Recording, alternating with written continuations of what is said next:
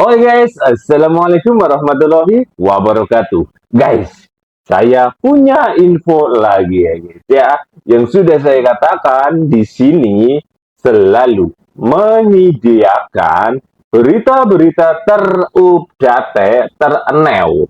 Biar apa? Biar kalian senang. Yang pasti ya guys ya. Di akhir video nanti, tolong tulis komentar-komentar kalian dan juga jangan lupa ajak lalen gue. Selalu menekan tombol likes, komen, dan pastinya ya guys ya, ajak lalen di subrek ya guys. Berita apa ini? Ya, makanya tonton video ini sampai selesai. Biar apa? Biar kalian paham semuanya. Ingat, jangan di-skip ya guys ya. Yang sudah saya katakan, kalau di-skip berbahaya. Oke, tanpa panjang lebar, yuk kita simak dulu videonya. Sudah pahamkan sejauh ini. This is our queen. Ku yang lama di sini. Kucing itu Astagfirullahaladzim. Astagfirullahaladzim. Ya Allah, Tio Arianto, saya ini Adiaksa Daud, Menteri Negara Pemuda Olahraga 2004 sampai 2009. 5 tahun saya menteri. Sebelumnya saya KNPI, sebelumnya saya HMI, sebelumnya saya seperti kamu sama, saya ketua Senat Mahasiswa, kamu ketua BEM kan? Tapi saya belum pernah kasih statement. Walaupun 10 tahun saya tidak suka dengan kebijakan-kebijakan Pak Jokowi, saya tidak pernah berkata kasar seperti kamu, dan saya belum pernah dengar orang berkata kasar seperti kamu terhadap kepala negara. Kamu mengatakan Prabowo itu luar biasa, kamu na'udzubillah min zalik. Kenapa kamu ngomong begitu? Gak boleh begitu ya. Kalau kamu orang Islam, Nabi Musa alaihissalam disuruh oleh Allah Subhanahu wa taala suruh datang kepada Fir'aun dengan kata-kata qaulan layyinan, dengan kata-kata yang baik, kata-kata yang bagus. Tidak dengan kata seperti ini, apalagi di media sosial. Dan saya belum pernah kasih statement menanggapi siapapun pernyataan di Republik ini sejak saya berhenti dari menteri. Hari ini baru saya ngomong. Karena saya kesal melihat kamu, dan walaupun sebelah kamu itu tertawa-tawa, saya gak suka dengan sikap kamu seperti itu. Kasihan, kamu pada mulanya saya simpatik. Kritik pemerintah oke. Kita mengkitakan, jangan mengkaukan. Oke. Tapi kerta ini udah kelewatan, bukan kritik lagi, bukan menghina kepala negara. Astagfirullah. Istighfar kamu. Coba kalau bapakmu digituin sama orang. Saya dapat kucing, namanya sama dengan nama bapakmu, saya bilang namanya tolol, bodoh. Sakit hati gak kamu? Sakit hati gak bapakmu? Jangan. Pak Prabowo itu orang tua, senior. Seumuran dengan bapak saya almarhum barangkali. Ya, karena kepala negara saya pun sejak beliau jadi presiden tidak pernah ketemu beliau. Tapi hari ini nggak pernah. Jangan kau pikir macam-macam. Saya ikhlas demi Allah. Saya katakan ini tidak ada sponsor dari mana-mana. Saya dari suara hati saya sendiri. Karena pagi-pagi habis sholat subuh saya lihat seperti ini. Ya Allah, astagfirullah, itu harus diberitahu. Saya dosen, ya. Saya nggak pernah lihat mahasiswa protes-protes seperti kamu seperti ini. Kata-kata kasar sekali. Jangan jumawa kamu, Tio. Bayangkan saja kalau orang-orang seperti itu nanti muncul sebagai pemimpin, mau jadi apa negeri ini? Kehebatannya ada pada tepuk tangan atau pada prestasi terhadap negara? Mestinya kan dia bangga ketika ditepukin tangan karena ada prestasinya, bukan karena memaki-maki orang. Ada taat azas, ada ideologi, ada nilai yang mengikat kita, ada etika-etika kebangsaan yang kita.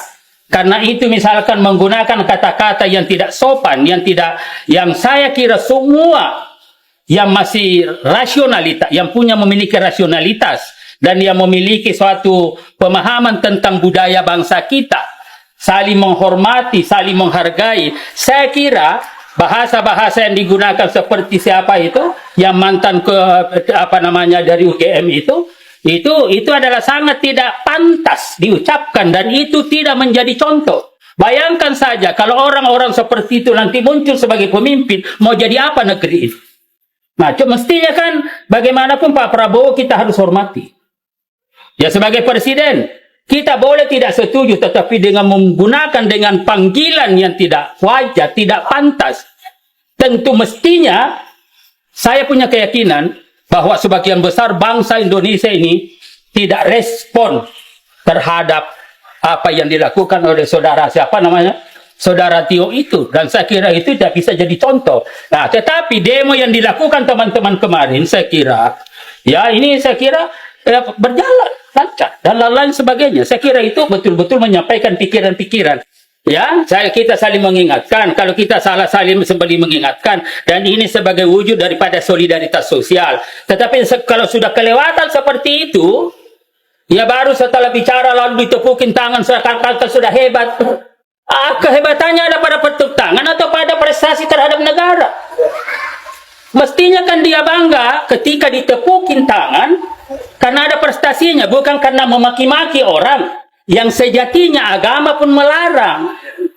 Apa yang kita ya agama, ya pada nilai-nilai kita sesama budaya kita juga tidak seperti itu.